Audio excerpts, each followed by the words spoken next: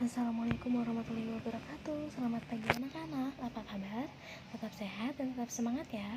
Jangan lupa membaca doa dulu sebelum belajar. Pada hari ini kita akan belajar beriman kepada Rasul dan Nabi Allah. Jadi beriman kepada Rasul dan Nabi Allah adalah percaya bahwa adanya Nabi dan Rasul merupakan utusan dari Allah Subhanahu wa Ta'ala. Nah, percaya kepada Nabi dan Rasul merupakan rukun iman yang keempat. Jadi, apa perbedaan Nabi dan Rasul? Mari kita simak ya. Nabi adalah orang yang diberi wahyu dari Allah untuk dirinya sendiri. Sedangkan Rasul adalah orang yang diberi wahyu dari Allah untuk dirinya sendiri dan wajib disampaikan kepada umatnya.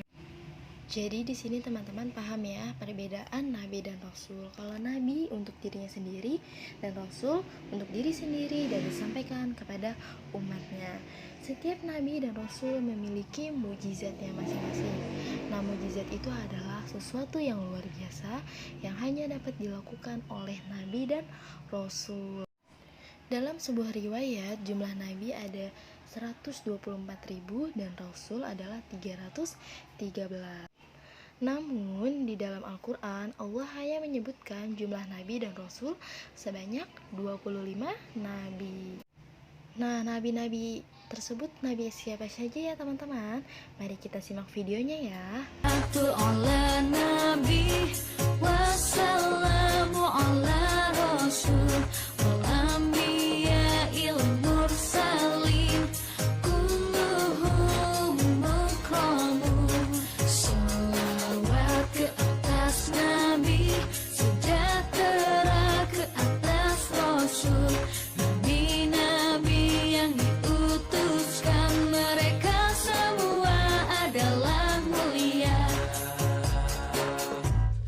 Adam, Idris, Nuh, Soleh, Ibrahim, Lut, Ismail, Ishak, Yakub, Yusuf, Ayub, Syu'aib, Musa, Harun, Zulkifli, Daud, Sulaiman, Ilyas, Ilyasa, Yunus, Zakaria, Yahya, Isa, wal akhiru khatimul anbiya, Muhammad. Baik anak-anak, tadi adalah nama-nama Nabi yang wajib kita ketahui, yaitu ada 25. Oke, sekarang selanjutnya adalah tugas Nabi dan Rasul. Secara umum, Nabi dan Rasul mempunyai tugas yang sama. Yang pertama, menyeru kepada manusia untuk beriman kepada Allah. Yang kedua adalah menyuruh manusia agar beriman kepada hari akhir dan balasan terhadap amal-amal di dunia. Yang ketiga, menjelaskan hukum-hukum yang di dalamnya terdapat kebaikan dan kebahagiaan manusia di dunia dan di akhirat. Yang keempat, membela risalah kebenaran. Yang kelima, membawa kabar gembira. Dan yang keenam adalah memberikan peringatan. Selanjutnya yaitu adalah tugas Nabi dan Rasul secara khusus. Yang pertama adalah menjelaskan ketauhidan bahwa Allah itu adalah Esa. Yang kedua, menjelaskan cara beribadah kepada Allah. Yang ketiga, memberikan aturan manusia saat hidup di dunia. Yang keempat adalah menyampaikan adanya berita gaib, misalnya adanya malaikat, adanya jin, atau adanya setan. Dan yang kelima adalah menyampaikan kepada manusia agar berbuat baik kepada Allah, manusia, dan lingkungannya. Bukti adanya Nabi dan Rasul adalah salah satu contohnya peninggalan dari zaman mereka hidup sampai sekarang masih ada, yaitu apa teman-teman? Ka'bah. Terus adanya apa? Adanya kitab suci yang kita ketahui ada 4, yaitu ada Al-Quran, Taurat, Zabur, dan Injil. Selanjutnya itu adalah sifat wajib Nabi dan Rasul, yaitu ada 4. Yang pertama adalah sidik, yang artinya benar. Nabi dan Rasul adalah selalu benar, jadi mustahil bahwa Nabi dan Rasul pembohong karena mereka senantiasa dijaga oleh Allah Subhanahu wa Ta'ala. Yang kedua yaitu tablik, yang artinya menyampaikan. Nabi dan Rasul selalu menyampaikan wahyu Allah kepada orang lain dan tidak menyembunyikan wahyu atau risalah kepada umatnya. Yang ketiga yaitu adalah amanah, yang artinya dapat dipercaya. Nabi dan Rasul selalu dapat dipercaya dalam menerima wahyu dari Allah dan senantiasa memelihara keutuhan, kemudian menyampaikan wahyu kepada umatnya. Yang keempat itu adalah fatona, yang artinya cerdas.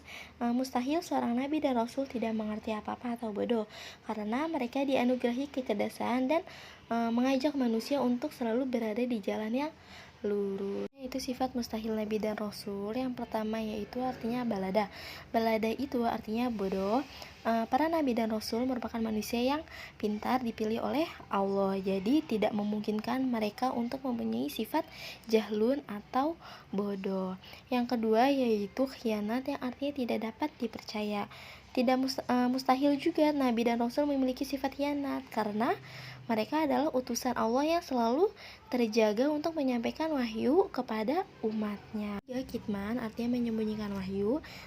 Seperti telah dijelaskan, Nabi dan Rasul selalu merupakan manusia pilihan Allah untuk menyampaikan risalah. Jadi tidak memungkinkan kalau Nabi dan Rasul mempunyai sifat khidman. Yang terakhir yaitu adalah kitsib, yang artinya bohong. Sifat ini yaitu sifat yang tidak memungkinkan dimiliki oleh para Nabi dan Rasul karena senantiasa dijaga oleh Allah dan merupakan kebalikan dari sifat amanah. Selanjutnya itu meneladani akhlak Nabi dan Rasul. Salah satu bentuk iman dan kecintaan kita kepada Nabi dan Rasul yaitu dengan cara meneladani mereka, baik dalam perkataan maupun perbuatan. Contohnya adalah Nabi selalu berkata benar dan selalu bersifat jujur. Makanya kita sebagai umatnya, kita selalu meneladani sifat-sifat para Nabi dan Rasul, karena kejujuran dan kebenaran senantiasa memiliki nilai di sisi Allah. Untuk anak-anak, pesan ibu, kita sebagai orang mukmin menjadi orang yang bersih dan jujur dan selalu berada bersama orang-orang yang jujur dan benar. Ketika kita menjadi siswa, jadilah siswa yang jujur. Jika kelak menjadi pedagang, jadilah pedagang yang jujur. Itu adalah salah satu contohnya. Dan juga ketika kita menjadi pemimpin atau ketua kelas, jadilah ketua kelas yang jujur, tidak boleh berbohong. Seperti itu ya teman-teman contohnya. Baik, untuk tugasnya adalah kalian menghafalkan 25 nabi seperti yang tadi sudah disebutkan dalam video. Untuk menghafalkannya yaitu lewat voice note ya anak-anak. Kalian boleh merekam lalu dikirim ke ibu. Paling lambat tugasnya dikumpulkan pada hari Kamis jam 9 pagi. Baik teman-teman, pembelajaran kita telah selesai. Semoga ilmu yang diberikan bermanfaat untuk kita semua. Wabillahi taufiq wal hidayah. Wassalamualaikum warahmatullahi wabarakatuh. Sampai jumpa lagi.